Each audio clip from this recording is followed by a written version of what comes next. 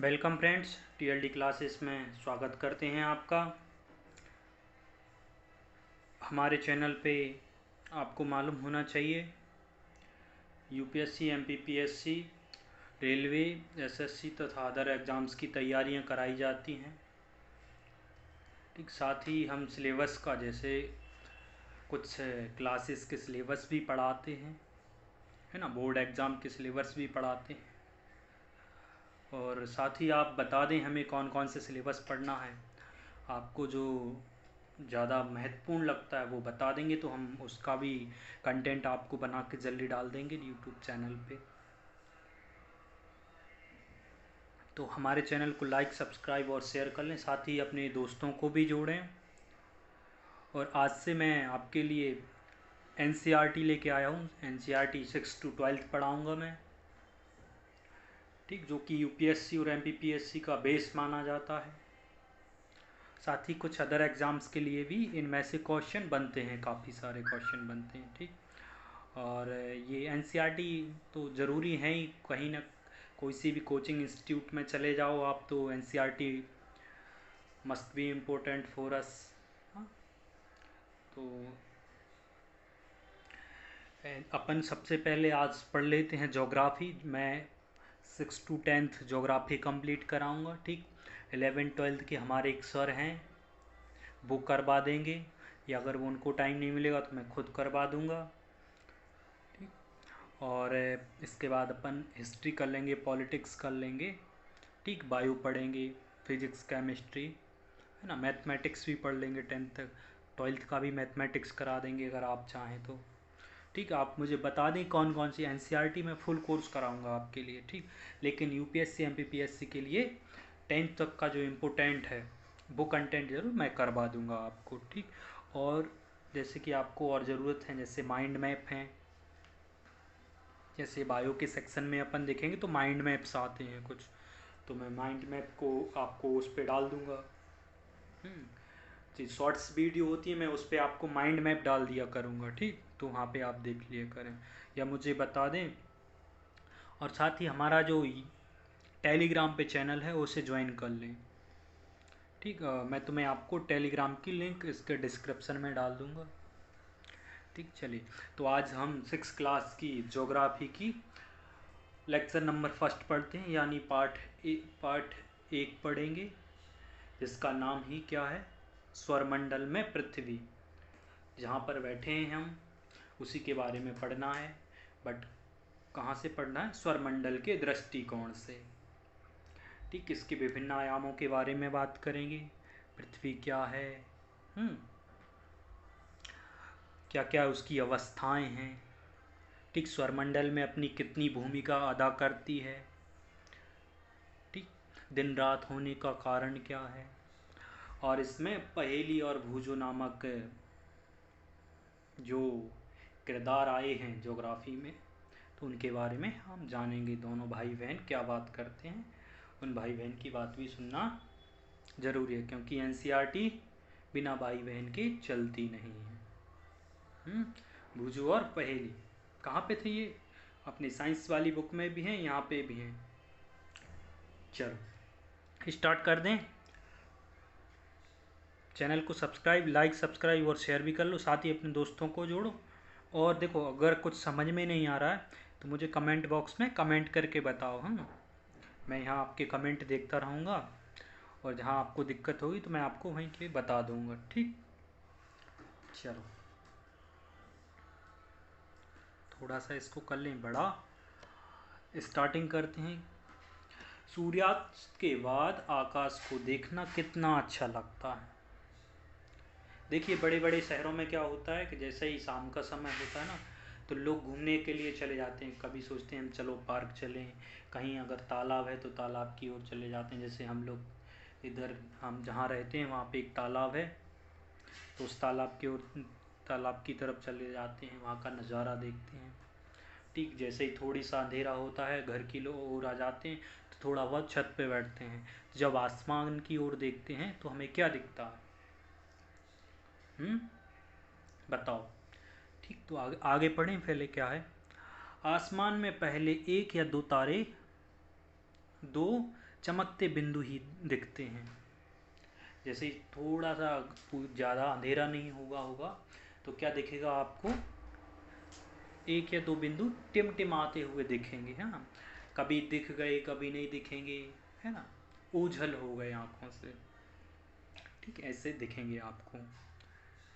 लेकिन बाद में इनकी संख्या बढ़ती जाती है, आप उनकी गणना नहीं कर सकते हैं, ठीक। जब जैसे ज़्यादा अंधेरा होता जाएगा तो क्या होगा, असंख्य संख्याओं में दिखने लगेंगे, है ना, चमकते चमकते बहुत सारे दिखने लगेंगे। कैसे, जिन्हें हम गिन नहीं सकते हैं, इतने सारे एक साथ दिखने लगेंगे। हाँ, जैसे जैसे जैसे अंधेरा पड़ेगा। संपूर्ण आकाश छोटी छोटी चमकदार वस्तुओं से भर जाता है। देखो अपन बचपन में एक पहेली सुनाते थे, एक वो क्या, थाल भरा है वो सिर पे औंधा लटका है, ऐसे करके वो एक पहेली सुनते थे अपन। तो वही कैसा है, यहाँ छोटे छोटे बिंदुओं से पूरा आकाश भर जाता है, जिनमें से कुछ चमकीले होते हैं एवं कुछ धुंधले होते हैं। ऐसा प्रतीत है मानो आकाश में हीरे जड़े हों। इनमें से कुछ टिमटिमाटे प्रतीत होते हैं, लेकिन अगर आप उनको ध्यान से देखेंगे तो आप पाएंगे कि इनमें से कुछ की टिमटिमाहट अन्य से अलग है। ये बिना किसी टिमटिमाहट के चंद्रमा के समान चमकते हैं। देखिए ऐसा है, कुछ तो चमकते ही रहते हैं और कुछ ऐसे, मतलब कुछ ऐसे होते हैं कि जो मतलब चमचमाते नहीं हैं और वे कंटिन्यू एक से बने रहते हैं, ठीक। तो आगे देखो क्या है, इन चमकीली वस्तुओं के साथ आप लगभग प्रतिदिन चंद्रमा को भी देखते हैं। हाँ, प्रतिदिन का यहाँ पे थोड़ा सा वैसा लिखा है, प्रतिदिन चंद्रमा नहीं आता है, 15 दिन चंद्रमा आएगा और 15 दिन नहीं आएगा। हाँ, काली अंधेरी रात। यह अलग अलग समय पर अलग अलग आकार तथा अलग स्थितियों में दिखाई पड़ता है। आप पूर्ण चंद्र को लगभग एक महीने में एक बार देख पाते हैं, ठीक। चलो 1 मिनट पेन ले लें अपन।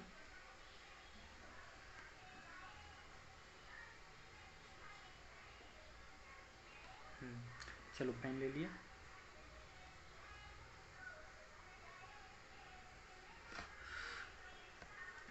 चंद्रमा को अपन एक महीने में एक बार पूरा देख पाते हैं।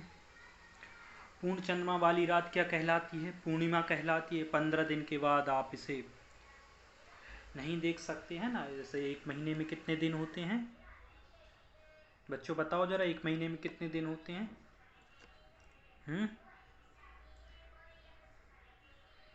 एक महीने में कितने दिन होते हैं? 30 दिन हो जाएंगे। तो 15 दिन आपको क्या दिखेगा, चंद्रमा दिखेगा, और 15 दिन नहीं दिखेगा। वो जिस दिन सबसे ज़्यादा काली अंधेरी रात होती है उस दिन क्या रहता है, अमावस्या रहती है, ठीक। और अमावस्या को कौन से त्यौहार मनाते हैं हम, अक्टूबर नवंबर में जाके कौन सा एक त्यौहार मनाते हैं, दीपों का त्यौहार, वो अमावस्या को ही मनाया जाता है। हाँ, सबसे ज़्यादा काला अंधेरा उसी दिन होता है। चलो, अमावस्या की रात होती है। ऐसी रात में अगर आसमान साफ है तो आप आसमान को अवलोकन अच्छी तरह से कर सकते हैं। अवलोकन यानी बहुत अच्छे तरीके से, जैसे आप मान लो टेलीस्कोप या दूरबीन से आसमान की तरफ देखोगे तो उसकी जो खूबसूरती है वो आपके सामने पूर्णता से ओझल हो जाएगी,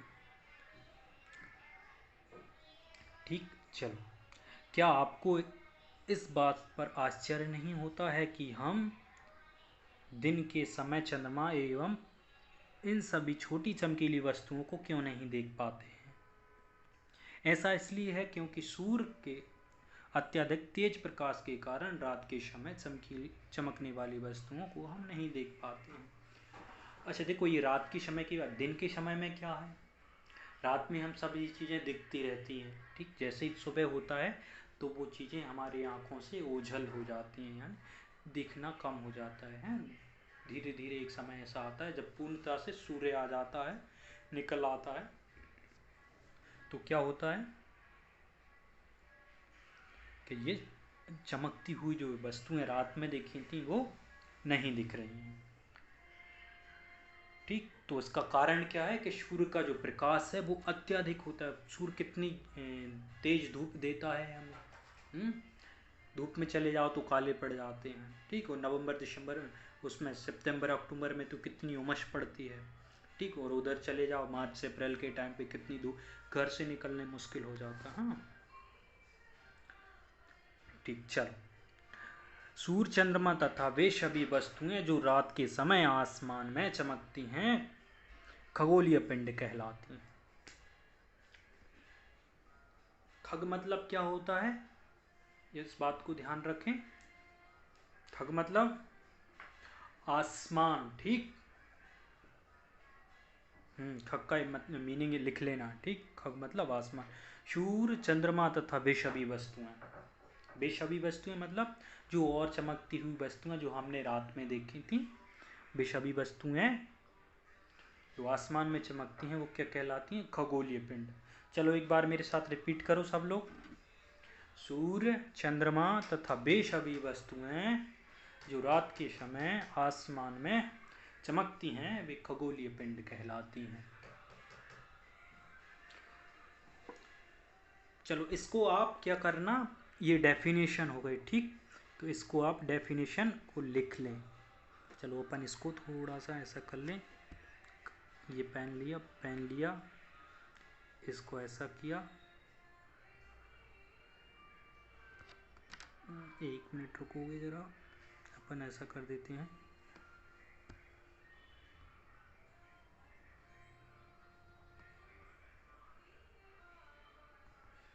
एक मिनट, ये आ क्यों नहीं रहा है।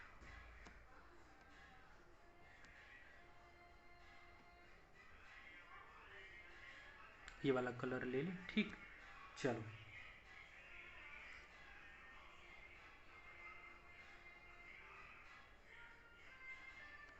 यहाँ से लेके यहाँ तक लिखना है। ठीक, ये अपनी क्या हो गई, पहली डेफिनेशन। कौन सी, खगोलीय पिंड की पहली डेफिनेशन हो गई। चलो आगे देखो थोड़ा सा।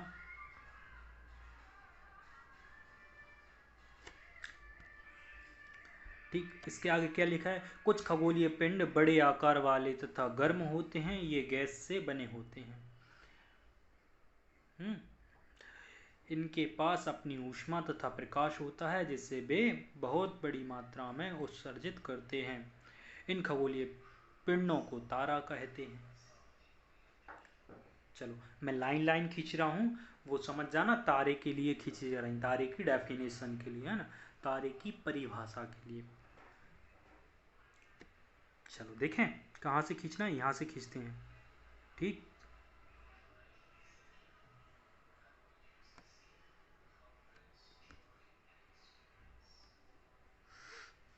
ये वाला पेन ले लिया। कुछ खगोलीय पिंड गर्म होते हैं। ठीक, ये गैस से बने होते हैं। ठीक, ये गैस से बने होते हैं।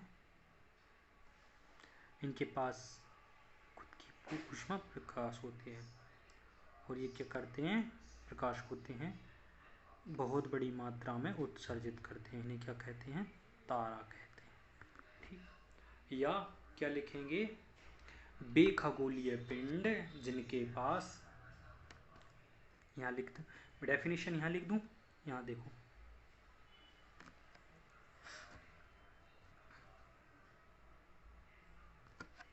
मिनट यार, पेन चेंज करना पड़ेगा।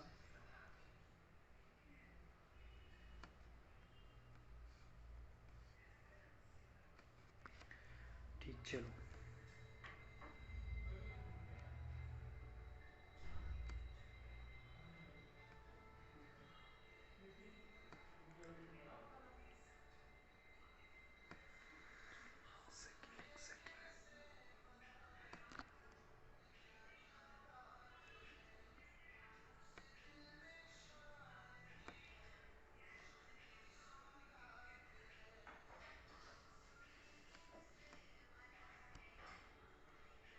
चलो ये लिखा नहीं हो रहा है, मैं आपको अभी मेरे पास है नहीं, तो मैं वो करके दिखा दूंगा आपको, है ना।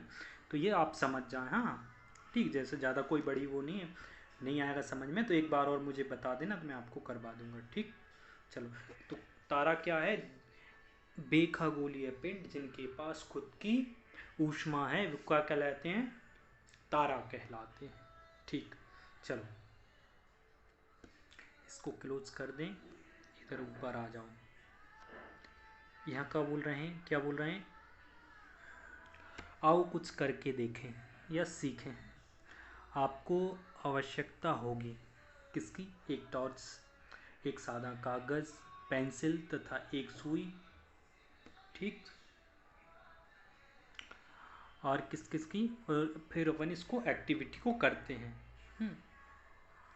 कागज़ के माध्यम से टॉर्च को इस प्रकार रखें कि उसका कांच कागज़ से सटा, ठीक। ऐसा आप टॉर्च लेंगे, टॉर्च को बिल्कुल उसका जो यहाँ से फोकस निकलता है या जहाँ से लाइट निकलती है उसको बिल्कुल चिपका दें कागज़ को, फिर टॉर्च जलाएं और फिर देखें क्या दिखता है आपको, ठीक। आप टॉर्च के कांच के चारों ओर एक वृत्त खींचें। कागज़ पर वृत्त के क्षेत्र में सुई से छोटे छोटे छेदे कर दें, ठीक। जब छोटे छोटे छेदे कर दोगे तो आपको क्या दिखेगा? जैसे मान लो ये अपन ने टॉर्च बना ली, एक मिनट, ये तो आपने टॉर्च बना ली, टॉर्च बन गई आपकी, ठीक।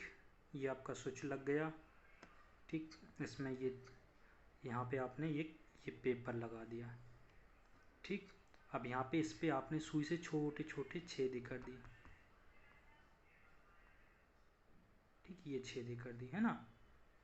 अब यहाँ से जो लाइट जाएगी तो ऐसी चली जाएगी, है ऐसी। तो ये कैसी दिखेगी? चमकती हुई। चलो,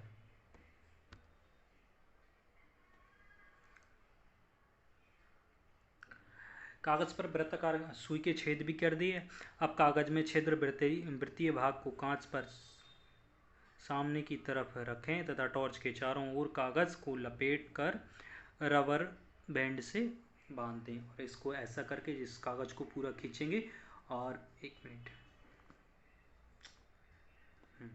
और इसको यहाँ रबड़ से बांध देंगे, है ना, ठीक है। फिर उसको जलाएंगे तो आपको कैसा? तारों जैसा, ऐसे उसमें से जो लाइट निकलेगी वो आपको तारों जैसी दिखेगी, ठीक। ये सिंपल, बहुत सिंपल एक्टिविटी है, ये आप कर लेना। चलो देखो, अब आगे देखें, आगे आगे बढ़ते हैं। आगे क्या? रात के समय चमकते हुए अनगिनत तारे सूर्य के समान ही हैं। जो रात के समय जो तारे दिखाई देते हैं वो किसके? सूर्य के समान हैं, ऐसा कह रहे हैं, ठीक।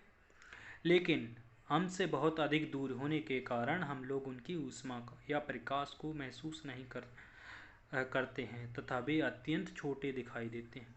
हम अपने सबसे पास वाला तारा कौन सा है? सूर्य ही अपन से सबसे ज़्यादा पास में है, तो इसलिए उसकी जो ऊष्मा है वो हम तक आ सकती है। और जो दिन में सुबह होता है, लाइट आती है, वो सूर्य की ही देन है। अगर सूर्य अत्यधिक दूर होता तो वो भी हमें कैसा दिखता? जो रात में तारे दिखते हैं उसी प्रकार दिखाई देता। चलो, आपने अवश्य ध्यान दिया होगा कि, चलो थोड़ा सा बड़ा कर लें, दिया होगा कि कुछ दूरी से दिखने पर सभी वस्तुएं छोटी दिखाई पड़ती हैं। अत्यधिक ऊंचाई पर उठ रहा पहाड़, हवाई जहाज कितना छोटा दिखाई देता है। देखिए, जब हवाई जहाज, आप कभी एयरपोर्ट जाए ना तो हवाई जहाज को देखना, कितने बड़े बड़े दिखते हैं। जैसे ही आसमान में ऊपर पहुंच जाते हैं छोटे छोटे दिखते हैं ना, चिड़िया जैसे कि हाँ चिड़िया उड़ रही है, इतने छोटे दिखाई देने लगते हैं। तो ये क्या है? जितनी दूर जो वस्तु होगी उतनी क्या दिखाई देगी? छोटी दिखाई देगी, है ना। रात्रि में आसमान की ओर देखते समय आप तारों के विभिन्न समूह द्वारा बनाई गई विभिन्न आकृतियों को देख सकते हैं। ये नक्षत्र मंडल कहलाते हैं। अच्छा, नक्षत्र मंडल क्या होते हैं उसको हम थोड़ी देर में बात करेंगे ना, ठीक, या क्या बोल रहे हैं, ये भिन्न प्रकार की आकृतियाँ बनाते हैं, है ना। अपन जैसे देखो क्या है, अक्सर लोग देखते हैं जैसे बादल दिखेगा, है, छोटे छोटे बच्चे कहते हैं हाँ देखो वो शंकर जी का चित्र बन रहा है, गाय बन रही है ना, बे उसमें वो करते रहते हैं। ठीक, तो ऐसी जो तारों की आकृतियाँ बनती हैं वो क्या कहलाती हैं, नक्षत्र मंडल कहलाती हैं। कुछ फिक्स तारे होते हैं जिनकी पोजीशन, जिनकी एक ही जगह पर रहते हैं, हाँ, कितना भी वो हो जाए लेकिन वो एक ही दिशा में चमकते रहते हैं, तो क्या नक्षत्र मंडल के नक्षत्र मंडल के मेंबर होते हैं ना, सदस्य होते हैं। ठीक, तो वो क्या बनाते हैं, नक्षत्र मंडल। जैसे मान लो क्या है, अर्सा मेजर या बिग बियर। ठीक, अर्सा मेजर या बिग बियर के बारे में अपन पढ़े हैं। चलो, अर्सा मेजर या बिग बियर क्या है, इसी प्रकार का एक नक्षत्र है, बहुत आसानी से पहचान में आने वाला नक्षत्र मंडल है। ठीक, अब जब आप जैसे ही शाम हो तो आप आसमान की तरफ देखें, जो सबसे पहले आपको तारा चमकता हुआ दिखाई दे, वो समझ जाना कौन सी दिशा, उत्तर दिशा दिखाते हैं, हाँ, अर्सा मेजर की। उसके बाद वो अर्सा मेजर की आकृति बनाएगा, हाँ। जैसे सप्तऋषि तारामंडल, सप्तऋषि तारामंडल में क्या है, सात तारों का समूह है ना, एक प्रकार से सात डिजाइन बनेगा, सात तारों का एक डिजाइन बनेगा, उसको हमने सप्तमंडल तारा वो कह दिया, सप्तमंडल कह दिया, सप्तऋषि तारामंडल। और नक्षत्र अर्सा मेजर का भाग क्या है, देखिए चित्र 1.1 में देख लो, हाँ ये चित्र अपना ये रहा, देखो ये दिख गया, ये कैसा बना रहा है, एक चम्मच का आकार दिख रहा है ना, और इसका ये देखो एक ऐसी लाइन खींचेगी सीधा जो कहाँ, ध्रुव तारा को दिखा रही है। ठीक, और ये चम्मच के आकार में बन गया।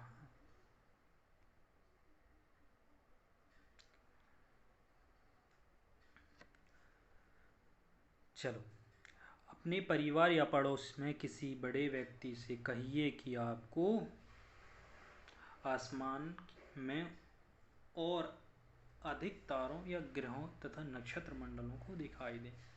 ठीक है, देखो वो मंगल ग्रह तो वैसे भी दिख जाता है, मंगल तो दिख ही जाता है नॉर्मल, शुक्र भी दिख जाता है, शाम को इवनिंग में देखोगे तो चमकते हुए पास में दिख जाएंगे, हाँ।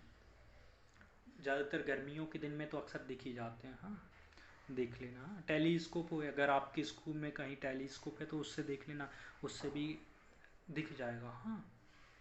चलो, प्राचीन समय में लोग रात्रि में दिशा का निर्धारण तारों की सहायता से करते थे। अब जैसे देखिए समुद्र में क्या होता था, जो समुद्री जो कैप्टन्स होते थे, जहाज चलाने वाले, वो क्या करते थे, समुद्रों में जाएंगे तो वो अपने तारों के हिसाब से अनुमान लगाएंगे और अपनी जो नौका है उसको लेते चले जाते हैं कि हाँ इस दिशा में जाना है, इस दिशा में जाना है। ठीक, तो रात्रि के समय किनका, तारों का सहारा लेते थे। उत्तरी तारा उत्तरी तारा उत्तरी दिशा को बताता है, इसे ध्रुव तारा भी कहा जाता है। यह आसमान में हमेशा एक ही स्थान पर रहता है। हम सप्तऋषि की सहायता से ध्रुव तारे की स्थिति को जान सकते हैं। देखिए मैंने बताया ना चम्मच टाइप के आकार का, वो जो ऊपर देखो ये वाली आई आकृति बताइए, इसकी सहायता से हम सप्तऋषि, क्योंकि ये एक सीधी लाइन खींचता है। ठीक, चलो,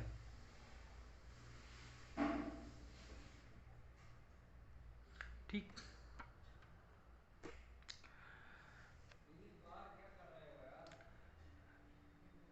चित्र 1.1 देख ही लिया। आप देखेंगे कि यदि सप्त ऋषि तारामंडल के संकेत तारों को आपस में मिलाते हुए एक काल्पनिक रेखा खींची जाए एवं उसे आगे की ओर बढ़ाया जाए तो यह ध्रुव तारा की ओर इंगित करती है। ठीक, वो बता दिया मैंने आपको, हाँ। चलो, इस खगोलीय पिंड में अपना प्रकाश एवं ऊष्मा नहीं होती है, वे तारों के प्रकाश से प्रकाशित होते हैं। ये खगोलीय जैसे सप्तऋषि तारामंडल है, इसमें अपनी ऊष्मा नहीं है, तो क्या है, ये तार जैसे तारों और कई अन्य सारे तारे हैं, उनके जो प्रकाश जैसे सूर्य से जो किरणें निकली, हाँ, तो उनसे जो किरण है उन्हें एब्जॉर्व कर लेंगे, यानी अपने अवशोषित कर लेंगे। फिर उसके बाद जैसे ही अंधेरा होगा तो ये अपनी ऊष्मा छोड़ देंगे, जैसे चंद्रमा चमकता है। तो उसी प्रकार ये भी चमकते हैं। हाँ, तारों के प्रकाश से प्रकाशित होते हैं ऐसे पिंड ग्रह कहलाते हैं। ठीक, तो ग्रह क्या कहलाते हैं? जिनके पास खुद की ऊष्मा नहीं है। तो ये क्या है? खुद के जिनके ऐसी ऐसी तारे जिनके पास ऐसे खगोलीय पिंड जिनके पास अपनी ऊष्मा नहीं है, वो क्या कहलाते हैं? ग्रह कहलाते हैं। देखो डेफिनेशन देख लो इसकी, कहाँ से कहाँ तक है इसकी ये डेफिनेशन। एक मिनट, देखो अपन इसको सेटल कर लेते हैं। ठीक, चलो इसकी डेफिनेशन, चलो ठीक देख लिया क्या है। कुछ खगोलीय पिंडों में अपना प्रकाश एवं ऊष्मा नहीं होती है, अभी क्या कहलाते हैं? ग्रह कहलाते हैं। ठीक, चलो आगे देख लो।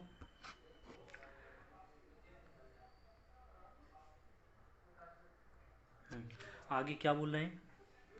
ग्रह, जिसे अंग्रेजी में प्लैनेट कहा जाता कहते हैं, ये किस भाषा? ग्रीक भाषा का है ना। प्लेनेटाई शब्द से बना है, जिसका अर्थ होता है परिभ्रमक, अर्थात चारों ओर घूमने वाले। पृथ्वी जिस पर हम रहते हैं यह एक ग्रह है। अपना संपूर्ण प्रकाश एवं ऊष्मा सूर्य से प्राप्त करती है, जो पृथ्वी के सबसे नज़दीक का तारामंडल है। पृथ्वी को बहुत अधिक दूरी से, जैसे चंद्रमा से देखने पर यह चंद्रमा की तरह चमकती हुई प्रतीत होती है। जब हम चंद्रमा पे अपनी बस्ती बसा लेंगे तो हम पृथ्वी की ओर देखेंगे तो हमें पृथ्वी भी कैसी चमकती हुई दिखाई देगी। ठीक, चलो कुछ रोचक तथ्य देख लें। बृहस्पति, शनि तथा यूरेनस के चारों ओर छल्ले हैं। छल्ले विभिन्न पदार्थों के असंख्य छोटे छोटे पिंडों से बनी पट्टियां हैं। पृथ्वी से इन छल्लों को शक्तिशाली दूरबीन की सहायता से देखा जाता है। जो पावरफुल टेलीस्कोप्स होते हैं उनसे हम देख सकते हैं। हाँ, चल अच्छा, ये डायग्राम है, इसको डायग्राम को छोटा कर लें अपन। ये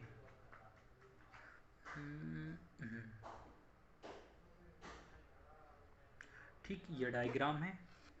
ठीक है, जैसे देखो ये वाला छल्ला बना। हाँ, एक मिनट, अपन पेन ले लिया, ये बैक हो जाओ।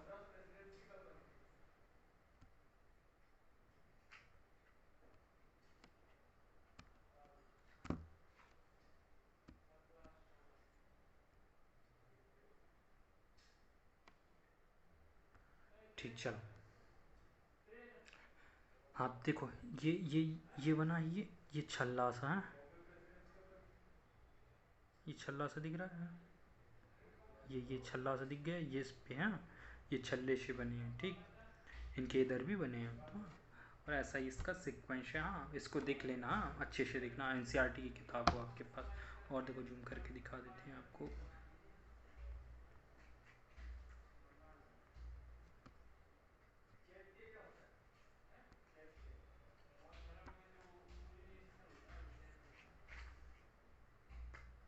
ठीक है, इधर से देखो, यहाँ से देखो, कहाँ से? यहाँ से सूर्य, बुध, पृथ्वी, शुक्र, शनि है। ये क्षुद्र ग्रह की पट्टी हो गई है ना। ये जुपिटर हो गया, यानी बृहस्पति का, ये शनि हो गया, और ये यूरेनस हो गया। हाँ, ये नेपच्यून हो गया। ठीक, और एक ग्रह था अरुण, जिसे अपन ने कब 2005 की यूएसए की एक समिट हुई थी उसमें हटा दिया गया था। ठीक, चलो अगले देख। चलो जल्दी ख़त्म करते हैं, यहाँ टाइम ज़्यादा हो रहा है। आसमान में दिखने वाले चंद्रमा एक उपग्रह है। देखिए, तारे समझ में आ गए। ठीक, तारामंडल समझ में आ गया, ग्रह समझ में आ गया ना। अब क्या पढ़ना है? उपग्रह पढ़ना है ना। यह हमारी पृथ्वी के सहचर है तथा इसके चारों ओर चक्कर लगाता है। किसके? पृथ्वी के चारों ओर चक्कर लगाता है। हमारी पृथ्वी के समान 7 अन्य ग्रह हैं जो सूर्य के प्रकाश से ऊष्मा प्राप्त करते हैं। कुछ से कुछ उनमें से कुछ के पास चंद्रमा भी हैं। जैसे चंद्रमा के उसके क्या है अपना मंगल ग्रह के पास देख लो, है ना, 2 हैं उसके। मंगल ग्रह के कितने चंद्रमा हैं? 2 हैं, डीमोस और एक और है, कौन सा? डीमोस और एक डिफोस है, क्या है, हाँ। तो ऐसे करके उसके पास भी है, ठीक। चलो अपन तो ये कहानियाँ देखो कहाँ इसमें लगे हैं, देखो पौराणिक रोमन कहानियों में सोल यानी सूर्य देवता को, सोल किसे कहा जाता है? सूर्य देवता को कहा जाता है। सौर शब्द का अर्थ है सूर्य से संबंधित, इसलिए सूर्य के परिवार को सौरमंडल कहते हैं। वाह, देखिए कहाँ से हम रोम के बारे में पढ़ रहे हैं। रोम के इस ग्रंथों में क्या उसे सौर कहते हैं, इससे उसी नाम पे क्या पड़ गया? सौरमंडल। सौर शब्द का उपयोग करते हुए और अधिक शब्दों को लिखिए। हाँ, सौर शब्द से और अन्य कई शब्दों को बनाइए, ठीक। चलो जल्दी से इसे और ख़त्म कर दें। सौरमंडल क्या है? सौरमंडल देखिए, सौरमंडल 8 ग्रह, उपग्रह तथा कुछ अन्य खगोलीय पिंडों जैसे क्षुद्र ग्रह उल्का पिंड से मिलकर सौरमंडल का निर्माण करते हैं। डेफिनेशन इंपॉर्टेंट है, डेफिनेशन देखो, ठीक है। अपन इसको ये देखो डेफिनेशन, यहाँ से लेके यहाँ तक जाएगा, यहाँ से लेके यहाँ तक जाएगा, ठीक। और ये बीच वाली भी इसका मुझे पूरे डेफिनेशन लिखना, और नॉर्मल शॉर्ट करना है तो यहाँ तक है तक, ठीक है, तक करना है, ठीक। चलो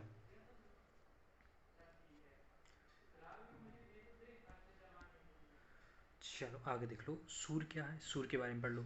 सूर्य सौरमंडल के केंद्र में स्थित है। यह बहुत बड़ा है एवं अत्यधिक गर्म गैसों से बना है। इसका खिंचाव बल इसके सौरमंडल को बांधे रहता है। खिंचाव बल ना, जैसे एक रस्सी मान लो, एक रस्सी है और एक सभी उसी से बंधे हैं। जैसे बाहर भागने की सोचते हैं तो रस्सी टाइट हो जाती है, ऐसा जैसे गाय भैंस को बांध देते हैं तो वो एक ही जगह रहती है ना, तो उसी प्रकार। चलो, सूर्य सौरमंडल के लिए प्रकाश एवं ऊष्मा का एकमात्र स्रोत है, लेकिन हम इसकी अत्यधिक तेज ऊष्मा को महसूस नहीं करते हैं, क्योंकि सबसे नज़दीक का तारा होने के बावजूद यह हमसे बहुत दूर है। सूर्य पृथ्वी के लगभग 15 करोड़ किलोमीटर दूर है। देखिए कितनी दूर है, हाँ। वो फिर भी जब गर्मियों के टाइम पे, मार्च अप्रैल के टाइम पे कितनी गर्मी लगती है, हाँ। चलो ग्रह देख लो। हमारे सौरमंडल में 8 ग्रह हैं सूर्य से दूरी के अनुसार। वो अपन ने डायग्राम दिखा था, बिल्कुल उसी के बेस पे लिखे हैं। बुध है, शुक्र है, पृथ्वी है, मंगल, बृहस्पति, शनि, यूरेनस और तथा नेपच्यून, ठीक। चलो ये अंग्रेजी में, हाँ अंग्रेजी में एक कोटेशन है, कोटेशन, ठीक है। उसके हिसाब से सूर्य के नाम याद करना, ये कोटेशन देख लेना, नॉर्मल कोटेशन है सभी को। अब तो नॉर्मल भी लोग याद करने लगे, हाँ। चलो ये पढ़ लो। क्या छिप गया, एक सेकंड देखो, अपन ऐसे देखेंगे इसे, ऐसे बहुत यहाँ पे पढ़ रहे हैं, ठीक है। इधर इधर पढ़ेंगे, कहाँ? इधर पढ़ेंगे, हाँ इधर पढ़ेंगे।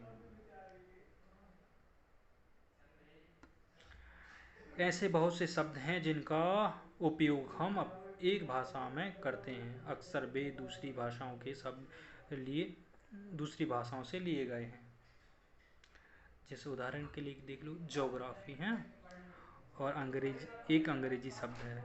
यह ग्रीक भाषा से लिया गया है, एक शब्द है ग्रीक भाषा से शब्द लिया गया, जिसका अर्थ होता है पृथ्वी विवरण, है पृथ्वी का विवरण।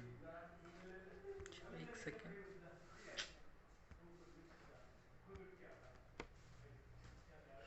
ठीक। चलो, पृथ्वी विवरण है उसका ज्योग्राफी का अर्थ है ना। यह ग्रीक शब्दों से मिलकर बना है, जिसमें जीई शब्द का अर्थ पृथ्वी एवं ग्राफिया का मतलब क्या है? लिखना। आइए पृथ्वी के संबंध में और अधिक जानें, ठीक। अब इसको देख लेना क्या है, कैसा कैसा बना है, देखो ये देखो, ये बताया है। जियो प्लस लॉजी, जियो प्लस मैट्रिया, जियो प्लस ऑडीज, है ना, आईडी। देख लो, पृथ्वी का मापन होता है, मैट्री है ना, लॉजी अध्ययन होता है, और ऑइड क्या होता है? पृथ्वी के आकार के अनुसार, ठीक। चलो इसको थोड़ा सा छोटा करें, और जल्दी जल्दी ख़त्म कर दें। हाँ, पढ़ लिया यहाँ से। अच्छा, सौरमंडल के सभी 8 ग्रह एक निश्चित पथ पर सूर्य का चक्कर लगाते हैं। ये रास्ते दीर्घकाल वृत्ति क्या है, दीर्घ वृत्ताकार है ना, इलिप्टिकल शेप में होता है। ठीक, अंग्रेजी में उसे इलिप्टिकल शेप में कहते हैं। ठीक, और आप बड़ी क्लासों में इसको और डीप पढ़ेंगे बहुत अच्छे से। हाँ, इलिप्टिकल शेप में होता है। और उसे जो सभी ग्रह घूमते हैं उसे क्या बोलते हैं, कक्षक। हाँ, चलो, बुध सूर्य से सबसे नज़दीक है। अपनी कक्षा में सूर्य के चारों ओर एक चक्कर लगाने में केवल 88 दिन लगाते हैं। शुक्र को पृथ्वी का जुड़वा ग्रह माना जाता है। ये देखिए, कई बार क्वेश्चन पूछा गया। हाँ, कोई ना कोई एग्जाम में पूछ लिया जाता है। पृथ्वी का जुड़वा ग्रह किसे कहा कहते हैं, शुक्र ग्रह को माना जाता है, क्योंकि इसका आकार एक एवं आकार और उसकी आकृति लगभग समान है। अभी तक प्लूटो भी एक ग्रह माना जाता था, परंतु अंतर्राष्ट्रीय खगोलीय संगठन अपनी बैठक अगस्त 2006 में यह निर्णय कर लिया कि कुछ समय पहले खोजे गए अन्य खगोलीय पिंड यानी 2003 में UB 313 है ना सिरा तथा प्लूटो बौने ग्रह में कहने लगा। क्योंकि बौने ग्रह क्या होते हैं, जो अपने जो पाथ होता है ना उस पाथ से भटक जाए, है ना। जी, सभी क्या एक कक्षा में घूमते हैं, बट वो क्या रहता है, घूमता है ना, तो अपनी अपनी कक्षा बदल लेता है। चलो, जल्दी से थोड़ा जल्दी फास्ट करो। पृथ्वी क्या है, सूर्य से दूरी के हिसाब से पृथ्वी तीसरा ग्रह है। आकार में यह 5वां सबसे बड़ा ग्रह है। यह ध्रुवों के पास थोड़ी चपटी होती है। यही कारण है कि आकार को भू आव कहा जाता है। जैसे क्या देखा आपने कभी, संतरा देखा है ना, संतरा के ऊपर नीचे दोनों साइड थोड़ा सा चपटा रहता है, उसी प्रकार के, है ना। भूआब का अर्थ है पृथ्वी के समान आकार। हाँ, चलो, जीवन के लिए अनुकूल परिस्थितियां संभवतः केवल पृथ्वी पर पाई जाती हैं। पृथ्वी ना तो अधिक गर्म है और ना ही अधिक ठंडी है। यहाँ पानी एवं वायु उपस्थित है, जो हमारे क्या है, जीवन के लिए अति आवश्यक या महत्वपूर्ण है। वायु में जीवन के लिए आवश्यक है। गैस जैसे ऑक्सीजन मौजूद है ना, वायु में ऑक्सीजन, विदाउट ऑक्सीजन जिंदा रहना मुश्किल है बाबा। चलो, इन्हीं कारण से पृथ्वी सौरमंडल का सबसे अद्भुत ग्रह है। ठीक, चलो, अंतरिक्ष में दिखने पर पृथ्वी नीले रंग की दिखाई पड़ती है, क्योंकि इसकी 2/3 सतह पर क्या है, पानी से ढकी हुई है। इसे नीला ग्रह भी कहते हैं। कौन सा ग्रह कहते हैं, नीला ग्रह, क्योंकि इस पे पानी अत्यधिक है। अच्छा, फिर क्यों कहते हैं हमें पानी की कमी पड़ रही है, पानी की कमी पड़ रही है। 2/3 पे तो पानी पानी है, जहाँ देखो पानी। लेकिन पृथ्वी पे कैसा पानी है, खारा पानी। हाँ, हार्ड वाटर, जो हम पी नहीं सकते, ऐसा पानी पृथ्वी पे है। तो इसलिए कौन सा पीने योग्य यानी मीठा पानी कुछ मात्रा में ही पृथ्वी पे है। और उसमें से जब बारिश होती है तो सारी नदियाँ समुद्र में मिल जाती हैं। चलो, ठीक, अपन जब आगे पढ़ेंगे तो मैं और अच्छे से पढ़ाऊँगा आपको, क्योंकि ये छोटी क्लास है थोड़ा। और इसके अपन डिस्क्रिप्शन से पढ़ेंगे छोटी क्लास में। जितना हो रहा उतनी जल्दी जल्दी देख लो इसे। अभी देखो टाइम ज़्यादा हो रहा है इसमें भी अपन ने ज़्यादा टाइम लगा लिया, है ना। चंद्रमा के बारे में पढ़ लो। हमारी पृथ्वी के पास केवल एक उपग्रह है, चंद्रमा। इसका व्यास पृथ्वी के व्यास का केवल 1/4 है। ठीक है, पृथ्वी, कभी कभी तो ये भी कहते हैं कि पृथ्वी पे जो समुद्र वाले क्षेत्र हैं वहाँ से ऐसा जब घूम रही थी ना पृथ्वी, आग के गोले के समान थी, तब ये चंद्रमा टूट के चला गया था। ठीक, ऐसा मतलब कहावतें हैं, तो आप देखें उसको भी। हाँ, इसलिए प्रतीत होता है क्योंकि यह हमारे ग्रह से अन्य खगोलीय पिंडों की अपेक्षा नज़दीक है। ठीक है, बहुत पास में है। यह हमसे लगभग 3,84,400 3,84,400 किलोमीटर दूरी पे है। अब आप पृथ्वी से सूर्य एवं चंद्रमा की दूरियों की तुलना कर सकते हैं। देखिए, अब वो अपनी क्या थी, वो अपने डायग्राम देखा था ना, उसमें सोलर सिस्टम का चित्र देखा था। वहाँ पे जाइए, वहाँ से अपन इसको देख लें और सूर्य उसके कंपेयर करके देख लो, है ना, कितनी कितनी दूरी है। चलो अच्छा, एक रोचक तथ्य पढ़ लो, ये क्या बोल रहे हैं, कहाँ, ये वाला रोचक तथ्य, इस वाले रोचक तथ्य को देखते हैं। नील आर्मस्ट्रॉन्ग पहले व्यक्ति थे जिन्होंने 20 जुलाई 1969 को सबसे पहले चंद्रमा की सतह पर क्या कदम रखा था। मालूम करो कि क्या कोई भारतीय चंद्रमा पर गया है। करना बच्चों, बताना कमेंट में, बताना बच्चों। हाँ, कौन नील आर्मस्ट्रॉन्ग भैया थे, वो सबसे पहले चंद्रमा पे गए। चलो आगे देख लो, ये तो आपने देख लिया।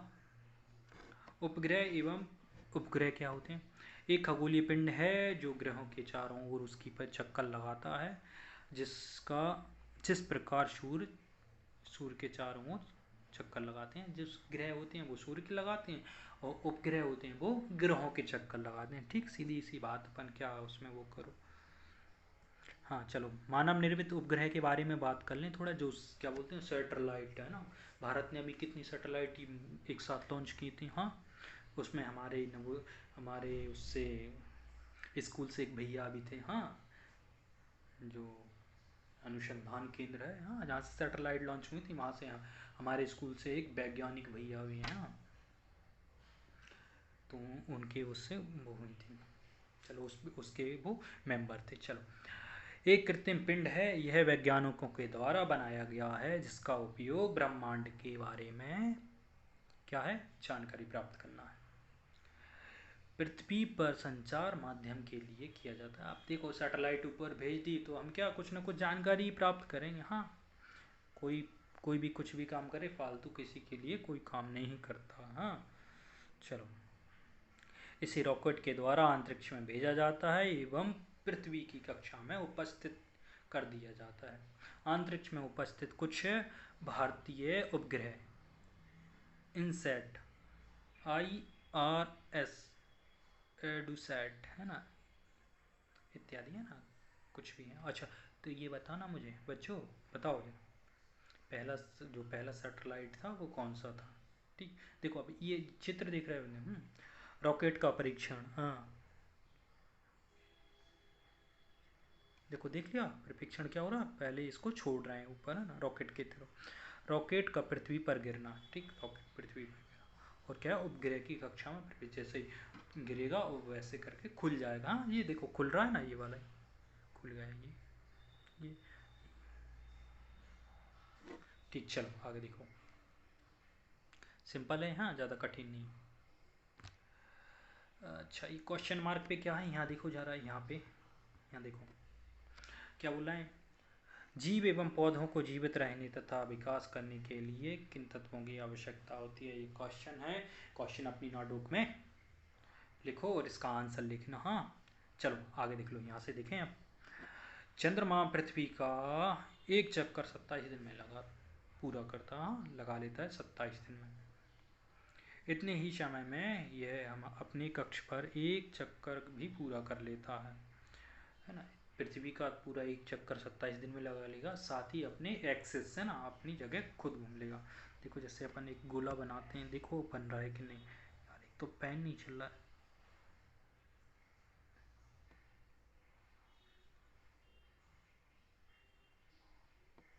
चलो, चंद्रमा की परिस्थितियाँ जीवन के लिए अनुकूल नहीं, इसकी सतह पर पर्वत, अच्छा वहाँ चंद्रमा के बारे में बता रहे हैं क्या क्या वहाँ पे प्रेजेंट है, पर्वत, मैदान एवं गड्ढे हैं। जो अपन कभी बीच में चंद्रमा के बीच में काला काला कुछ कभी कभी दिखता है ना, तो वो वहाँ गड्ढे और वो है ना, छाया बनती है। पूर्णिमा के दिन चंद्रमा पर इनकी छाया देखने को मिलती है। हाँ, जैसे चंद्रमा चमकता है तब हम इनको देख लेते हैं। चलो, क्षुद्र ग्रह के बारे में पढ़ लो। क्षुद्र क्या, क्षुद्र ग्रह क्या है, तारों, ग्रहों एवं उपग्रहों के अतिरिक्त असंख्य छोटे छोटे पिंड भी सूर्य के चारों ओर चक्कर लगाते हैं। इन पिंडों को क्षुद्र ग्रह कहते हैं। ठीक, मैंने आपको बताया था। हाँ, कुछ कुछ में जो छल्ले टाइप के होते हैं वो भी क्षुद्र ग्रह ही होते हैं। हाँ चलो आगे देख लो, आगे क्या है, ये मंगल एवं बृहस्पति की कक्षाओं के बीच पाए जाते हैं। जब सोलर सिस्टम देखेंगे तो उसमें कुछ धारियां बनी हुई हैं, उसके दोनों के बीच में मंगल और, जैसे देखो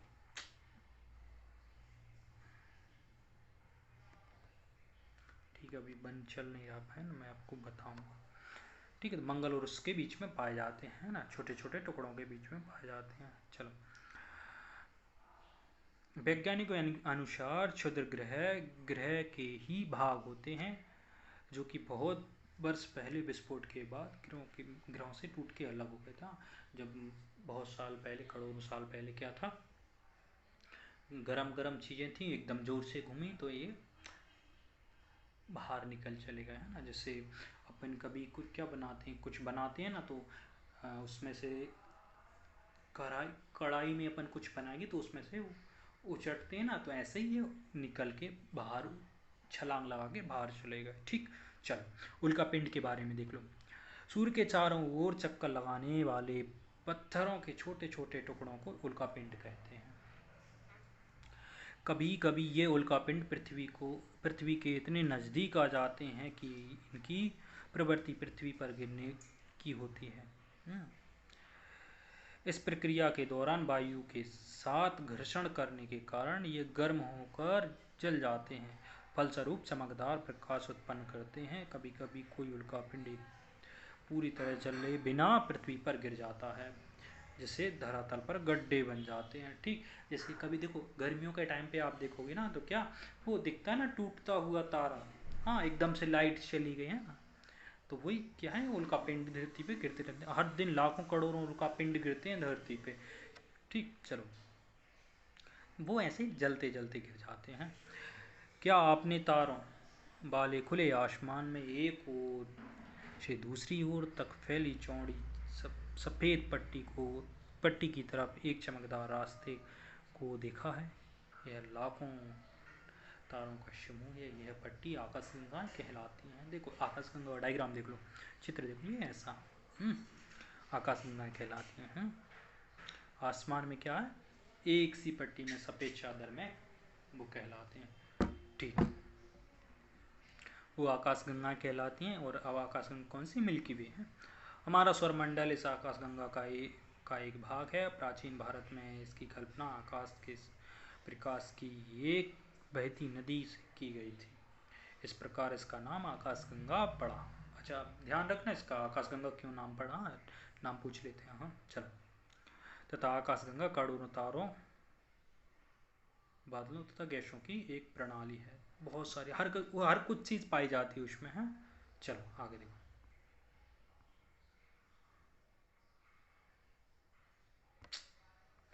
क्या हो गया, हाँ चलो। आकाशगंगाएं मिलकर ब्रह्मांड का निर्माण करती हैं। जब कई आकाशगंगाएं मिल जाती हैं तो क्या ब्रह्मांड का निर्माण करती हैं। ठीक,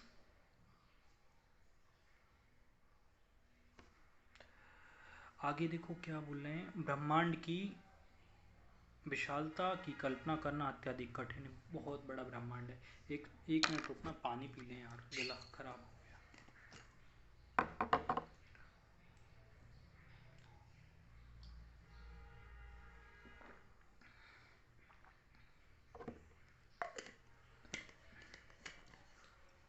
चलो, आवाज़ सही आई ना अब? हाँ, देखो गला बैठ गया था मेरा इतने जल्दी। ब्रह्मांड की विशालता की कल्पना करना अत्यधिक कठिन है। वैज्ञानिक अभी भी इसके बारे में अधिक से अधिक जानकारी एकत्र करने में जुटे हैं। इसके आकार के संबंध में कोई जानकारी नहीं मिलती है, लेकिन फिर भी हम जानते हैं कि हम सभी इसी ब्रह्मांड का हिस्सा हैं। चलो, ये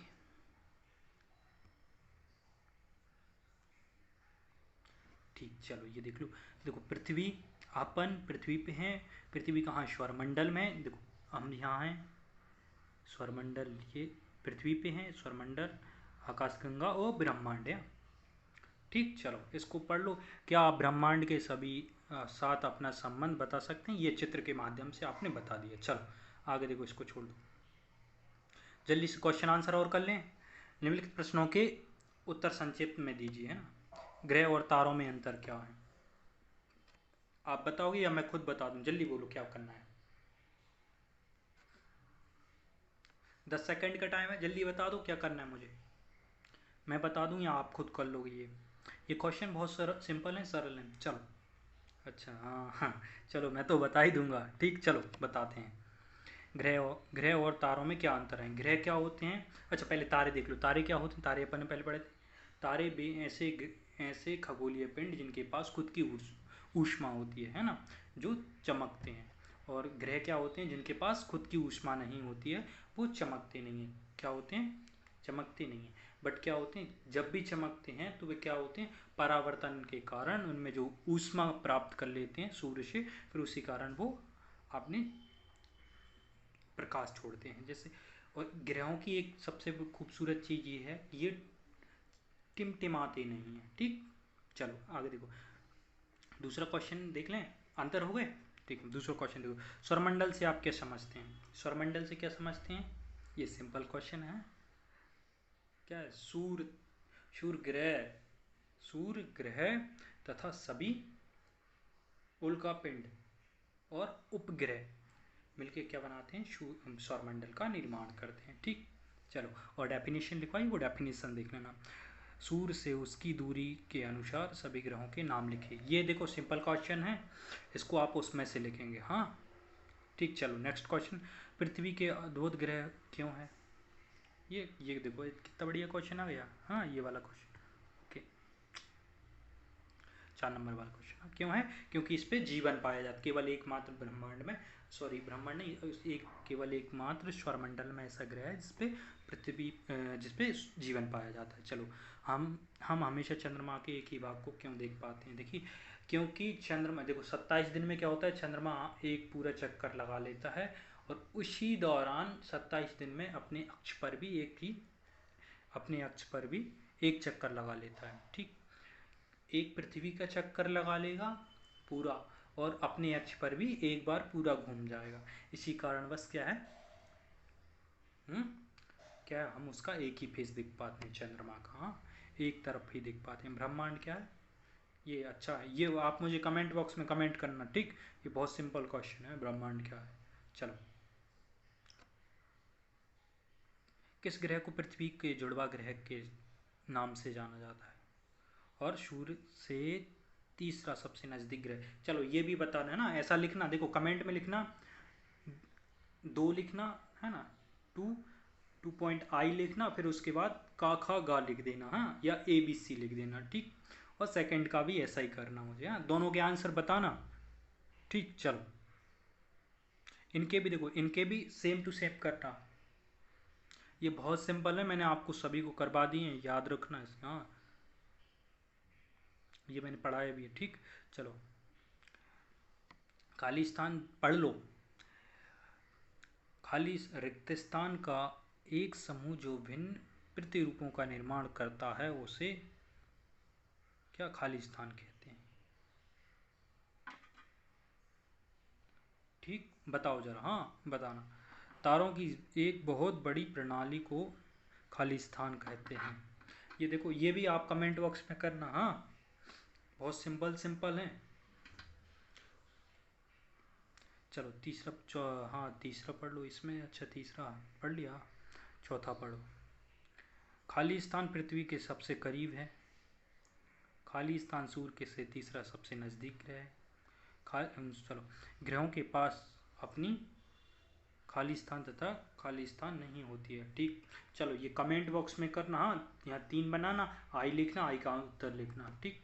फिर 3 बनाना, डबल आई लिखना, उसका 3 बनाना, VI लिखना, ऐसे करके बताना, ठीक। मैंने तुम्हें पढ़ाया तो कम से कम इतना काम करो आप लोग, ठीक। चलो, काफ़ी है, ये एक्टिविटी है, एक्टिविटी तो अपन नहीं करते ही नहीं है, हाँ, ये देखो। चलो, एक भूलोगे तो अपन ये एक्टिविटी भी कर लेंगे, यार काफ़ी लंबा वीडियो हो गया, ठीक। चलो, ठीक है, कल उस दिन से मैं नेक्स्ट पेपर पढ़ाऊँगा, तो उसमें भी बहुत और और शॉर्ट कर दूंगा मैं, डायरेक्ट मेन पॉइंट पढ़ेंगे, क्योंकि ये लंबा वीडियो खिंच गया। ये कुछ लोग कह रहे थे सर अब ऐसा ऐसा पढ़ाओ, ऐसा पढ़ाओ, और स्टार्टिंग में अपन ने थोड़ा टाइम ले लिया इंट्रो में, तो अगली बार अपन ऐसा नहीं करेंगे, बहुत जल्दी जल्दी बना देंगे, ठीक। Thank you. चैनल को लाइक सब्सक्राइब और शेयर करो, साथ ही और दोस्तों को भी जोड़ो। और देखिए, जिन लोगों के छोटे भाई बहन हैं तो उनको भी ऐसा बताओ, हाँ, ठीक है। ये क्योंकि देखो, NCERT अभी से आप बेस बनाओगे तो NCERT जो बेस बनता है वो बहुत अच्छा यूपीएससी एमपीपीएससी के लिए आगे चल के फ़ायदेमंद होता है। ठीक, चलो ठीक, थैंक यू।